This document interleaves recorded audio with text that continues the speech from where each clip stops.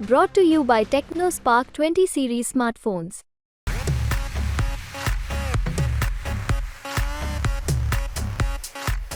ક્યારે આવશે પરસોત્તમ રૂપાલા અને ક્ષત્રિય વચ્ચે ચાલતા વિવાદનો અંત? શું પરસોત્તમ રૂપાલા વિરુદ્ધનું આ ક્ષત્રિય આંદોલન ભારતીય જનતા પાર્ટીને હંફાવશે?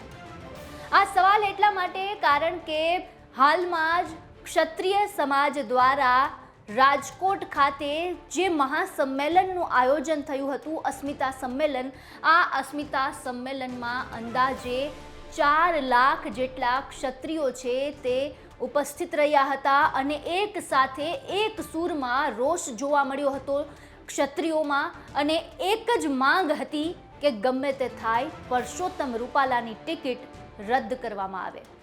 જોકે આ ટિકિટ રદ નથી કરાઈ અને પરસોત્તમ રૂપાલા છે તેમણે ઉમેદવારી પત્ર ભરી દીધું છે. આ બધાની વચ્ચે જે રોષ જોવા મળ્યો હતો રાજકોટના સંમેલનમાં, કારણ કે 13 એકરમાં ફેલાયેલા એ મેદાનમાં 3 લાખ જેટલી પબ્લિક ઉપસ્થિત રહી હતી ક્ષત્રિય સમાજની અને 1 લાખ જેટલા લોકો જેની જગ્યા નહોતી મળી આ મેદાનમાં, તેઓ બહારની બાજુ ઉપસ્થિત હતા. ત્યારે આ રોષને જોતા સરકારે એક પ્રયાસ કર્યો અને મોડી રાત્રે સોમવારના રોજ એક બેઠક થઈ, જેમાં ક્ષત્રિય સમાજની સંકલન સમિતિના કેટલાક લોકો અને ભારતીય જનતા પાર્ટી તરફથી ખુદ મુખ્યમંત્રી, પ્રદેશ પ્રમુખ CR પાટીલ અને ભાજપના ક્ષત્રિય સમાજના નેતાઓ છે તેમના વચ્ચે એક બેઠક થઈ. અમદાવાદના ગોતા ખાતે રાજપૂત ભવનમાં આ બેઠક થઈ હતી. બેઠક મોડી રાત્રે થઈ, અંદાજે 1 કલાક સુધી આ બેઠક ચાલી, જેમાં ક્ષત્રિય સમાજના કેટલાક આગેવાનો જે સંકલન સમિતિમાં સામેલ છે તે તમામ આગેવાનો છે તે ઉપસ્થિત રહ્યા હતા અને રાજ્ય સરકાર અને સંકલન સમિતિ વચ્ચેની આ બેઠકમાં પ્રયાસ થયા કે ક્ષત્રિય સમાજને મનાવી લેવામાં આવે, પરંતુ ક્ષત્રિય સમાજ છે તે અડગ દેખાયો અને એક સૂરમાં જ કહ્યું કે ગમે તે થાય માફી નહીં મળે, ટિકિટ રદ કરવી પડશે. શું કહ્યું હતું ક્ષત્રિય સમાજના અગ્રણીઓએ તે સાંભળો. મુખ્ય મુદ્દો તો આટલા દિવસથી એક જ હતો કે રૂપાલા સાહેબની ટિકિટ રદ કરવામાં આવે અને આમાં બીજા કોઈ વાતનો કોઈ અવકાશ જ નથી. પણ લોકશાહીમાં આજે અમે એટલા દિવસે કહેતા હોય કે મોવડી મંડળ અમારી રજૂઆત સાંભળે, સ્વાભાવિક છે કાલનું આંદોલન જે કંઈ થયું અને આજે અમે અમારી વચ્ચે ચર્ચા થઈ, જેમ પરિવારમાં વાતચીત થાય. માનનીય મુખ્યમંત્રી સાહેબ હતા, પાટીલ સાહેબ હતા અને હર્ષંઘવીભાઈ હતા, એટલે બધી જ ચર્ચાઓ આ વસ્તુ થઈ અને એમણે પણ એમના તરફથી રજૂઆત કરી કે ભાઈ 2 વાર માફી માંગી છે. પાટીલ સાહેબે ખુદ એવું કીધું કે મેં પણ 1 વાર માફી માંગી છે. ત્યારે અમે બધા એવું કીધું કે આપને માફીનો કોઈ વાત જ નથી, જે વ્યક્તિએ ભૂલ કરી છે.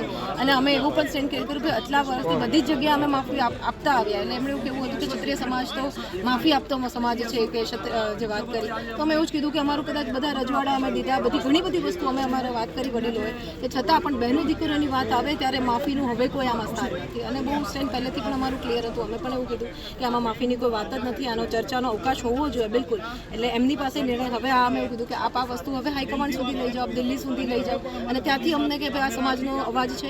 અત્યાર સુધી આપ જોયું હશે કે 90 સંસ્થા અથવા જે પણ આમાં જોડાયેલું હતું, કાલે 6 થી 7 લાખ માણસ, એટલે હવે આટલી મોટી સંખ્યાનો અવાજ છે. કારણ કે આટલા દિવસથી આપ જોતા હતા કે ફાટા પડ્યા આ તે બધું એક ચિત્ર હતું, તો અમે બી કીધું કે આ બધાનો છે, એટલે આમાં કોઈ સમાધાનની કોઈ વાત જ નથી. અને જ્યારે બહેનો દીકરીઓની અસ્મિતાની વાત હોય ત્યારે અમે સમાધાનની કંઈ ચર્ચા જ નથી. અમે અમારી બધી વાતો મૂકી, બધી વાતોમાં ફક્ત એક જ વાત હતી, આમાં બીજા કોઈ મુદ્દા નહોતા કે અમારી એક જ માગણી છે સમગ્ર ક્ષત્રિય સમાજને ટેકો આપનારા તમામ સમાજોની કે ભાઈ પુરુષોત્તમભાઈ રૂપાલાની ઉમેદવારી રદ કરો, એ સિવાય અમારી કોઈ માગણી નથી.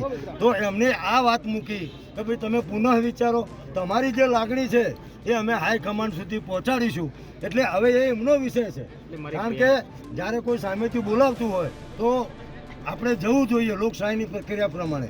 તો અમારી એક જ વાત છે કે પુરુષોત્તમભાઈ રૂપાલાની ઉમેદવારી બાબતે કોઈ પણ પ્રકારનું સમાધાન કરવામાં આવ્યું નથી, સમાધાન કરવામાં આવશે પણ નહીં. એટલે ક્ષત્રિય સમાજ અને જોડાયેલા સમાજના તમામ ભાઈ બહેનોને વિનંતી કરું છું કે મીડિયામાં જે વાતો આવી એ કદાચ મીડિયાના કોઈ સૂત્રોથી હશે, પણ આવી કોઈ ભ્રામક વાત સોશિયલ મીડિયામાં પણ આગળ વધે તો એ વધારવા દેવી નહીં. આજે સર્વાનુમતે ઠરાવ કરવામાં આવ્યો છે કે પુરુષોત્તમભાઈ રૂપાલાની ઉમેદવારી સિવાય ક્ષત્રિય સમાજને કશું ખપતું નથી. અને આ અમારા જે સરકારના પ્રતિનિધિ તરીકે ભૂપેન્દ્રભાઈ, હર્ષભાઈ સંઘવી અને CR પાટીલ સાહેબે કીધું કે અમે તમારી લાગણી એ હાઈકમાન્ડ સુધી પહોંચાડીશું. માફીની વાત જ નથી. ગમે તે થાય, પરસોત્તમ રૂપાલાની ટિકિટ રદ થવી જોઈએ. એક સૂર સાથે જેટલા પણ ક્ષત્રિય સમિતિ સંકલન સમિતિના આગેવાનો હતા તેમની એક જ વાત હતી. ભારતીય જનતા પાર્ટી તરફથી, સંગઠન તરફથી પ્રયાસ કરાયો કે પરસોત્તમ રૂપાલા ફોર્મ ભરે તે પહેલાં આ મામલો છે તે રફે દફે થઈ જાય, પરંતુ કોઈ કાળે આ મામલો રફે દફે નથી થયો. પરસોત્તમ રૂપાલા દ્વારા ફોર્મ ભરી દેવામાં આવ્યું છે અને ક્ષત્રિય સમાજ છે તે હજુ પણ રોષે ભરાયેલો છે. ત્યારે હવે આગામી સમયમાં પરસોત્તમ રૂપાલા જો પોતાનું ફોર્મ પરત નથી ખેંચતા તો આગામી સમયમાં જે પ્રકારે ક્ષત્રિય સમાજ પાર્ટ 2 ક્ષત્રિય આંદોલનનું પાર્ટ 2ની વાત કરી ચૂક્યા છે તેની રણનીતિ ઘડશે અને આ રણનીતિ મુજબ આગામી સમયમાં ક્ષત્રિય આગેવાનો આગામી સમયમાં કઈ પ્રકારનું આંદોલન કરે છે તે જોવું પણ દિલચસ્પ બનશે. હાલ તો આ આંદોલન આમ કહી શકાય કે રાજ્ય પૂરતું સીમિત છે, પરંતુ જે પ્રકારની તે ક્ષત્રિય સમાજ દ્વારા તેમના આગેવાનો દ્વારા ચેતવણી આપવામાં આવી હતી કે આ આખું જે આંદોલન છે તે અન્ય રાજ્યોમાં પણ જઈ શકે છે, રાજસ્થાન, મધ્યપ્રદેશ જેવા રાજ્યમાં કે જ્યાં આગળ કહી શકાય કે ક્ષત્રિય સમાજના લોકો વધારે છે. ત્યારે જોવું દિલચસ્પ બનશે કે પરસોત્તમ રૂપાલાને આ ક્ષત્રિય આંદોલન કેટલું નડતર રૂપ બને છે અને પરિણામમાં તેમને કેટલો મોટો ફટકો લાગી શકે છે. સમગ્ર મુદ્દાને લઈને આપનું શું માનવું છે અમને કોમેન્ટ બોક્સમાં જણાવો. સાથે જ આ વિડીયોને લાઇક, શેર અને અમારી ચેનલને સબસ્ક્રાઇબ કરવાનું ભૂલશો નહીં. ફરી મળીશું નવા વિડીયો સાથે. નમસ્કાર.